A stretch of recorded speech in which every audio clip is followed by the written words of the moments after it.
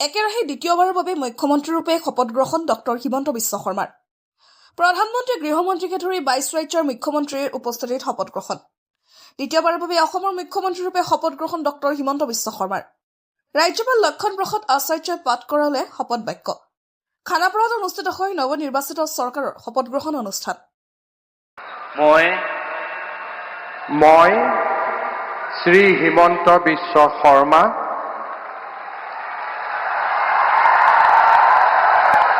ঈশ্বৰৰ নামত শপত লওঁ যে বিধিৰ দ্বাৰা স্থাপিত ভাৰতৰ সংবিধানৰ প্ৰতি মই প্ৰকৃত বিশ্বাস আৰু আনুগত্য পোষণ কৰিম।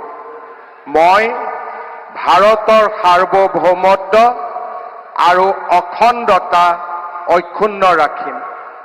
মই অসমৰ মুখ্যমন্ত্ৰী হিচাপে মোৰ কৰ্তব্য বিশ্বস্ততাৰে আৰু শুদ্ধ অন্তঃকৰণেৰে সম্পাদন কৰিম আৰু মই ভয় বা পক্ষপাত, অনুৰাগ বা বিদ্বেষ নোহোৱাকৈ সংবিধান আৰু আইন অনুসাৰে সকলো শ্ৰেণীৰ লোকৰ প্ৰতি ন্যায় আচৰণ কৰিম।